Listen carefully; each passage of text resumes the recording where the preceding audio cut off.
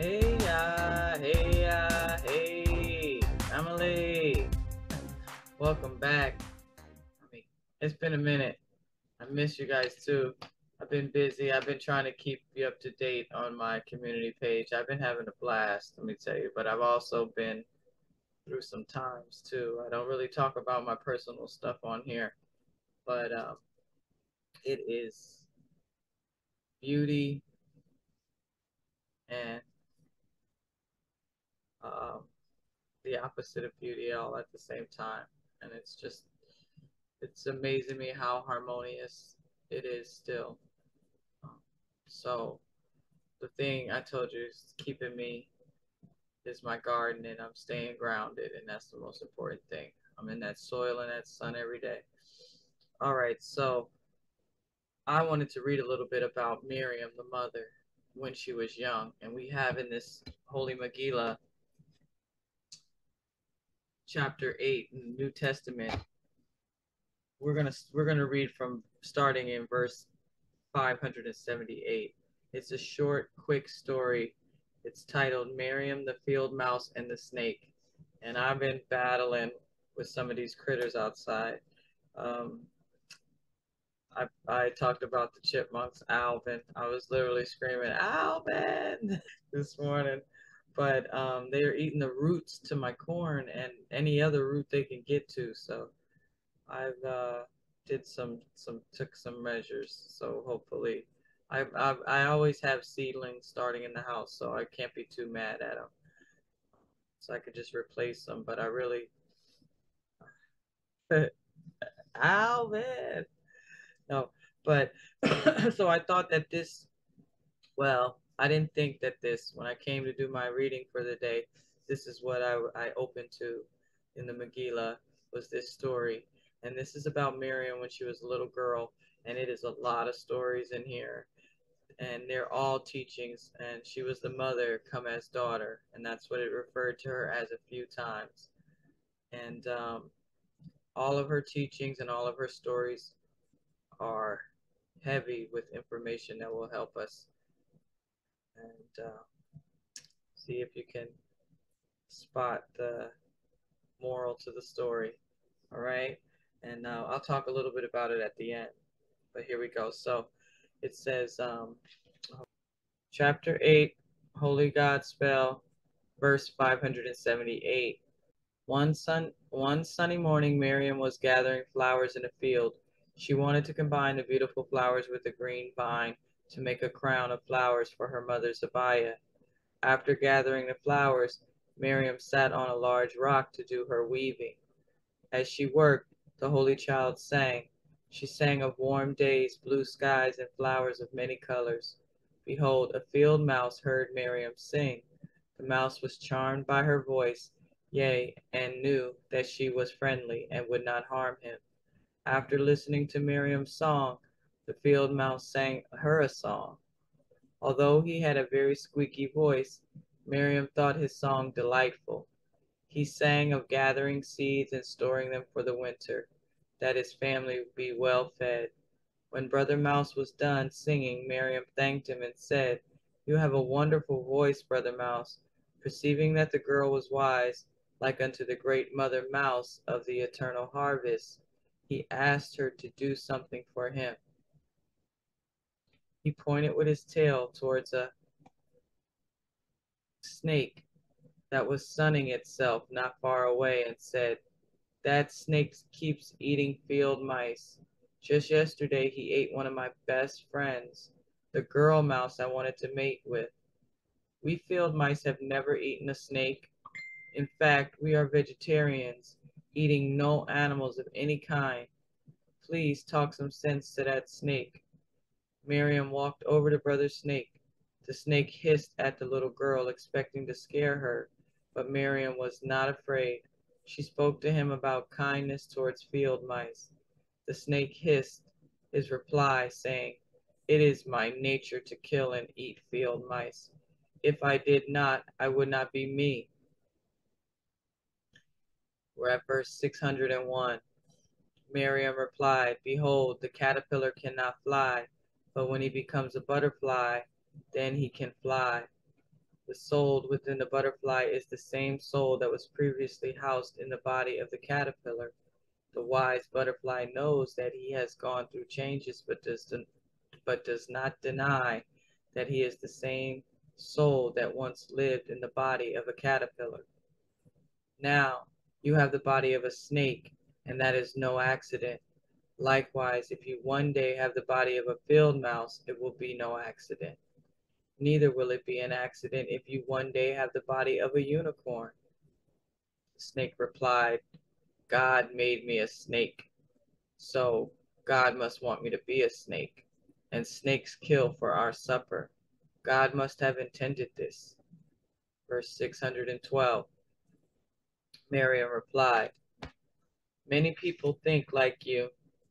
They look at nature and see the strong eating the weak and think that the Creator intended this killing, but that is wrong. Lo, Elohim creates souls, not body types. Did you guys hear that? Verse 615, Miriam says, Elohim creates souls, not body types. Then, according to the thoughts and deeds of each soul, the soul is clothed by the form that matches its deeds. Vicious souls will take on vicious forms, not because God intends it, because vicious souls desire forms suitable to their viciousness. I tell you truly, no god or goddess created fangs or claws. Wow.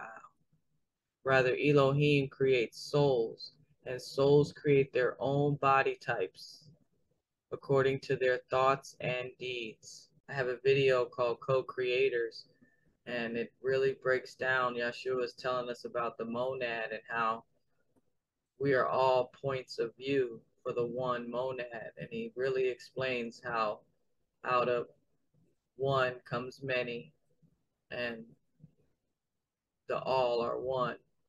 Well, Elohim creates the souls, it says, right? And Miriam tells us that, but the souls, our soul is created, and then as a soul, we create our bodies according to their thoughts and deeds. So that's something else, right? After Miriam finished speaking, the snake hissed and went back to acting like a snake. But a seed was planted within the small mind of the snake. Perhaps one day the seed will sprout and he will no longer be a snake. It reminded me of the Odes of Shalomo. So I'm going to jump over there real quick. Ode 12, page 251. The Megillah. Yeah, but let me tell you, I'm going to just read it real fast, but it's so good. If you don't know about the odes, you better check them out. They're supposed to be sang, but I'm not going to do that to y'all tonight. So here we go, verse 160.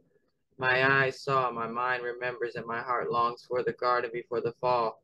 Behold, my children, you who read these words, look at nature and know not that you see a fallen world. For lo, before the fall, creatures did not eat the flesh of other creatures, yea, even the insects nourished themselves on nectars rather than blood. In my lifetime, I have seen the bodies of many creatures altered, becoming dense and fitted to kill. For time in the early days of the garden was not like time in the latter days.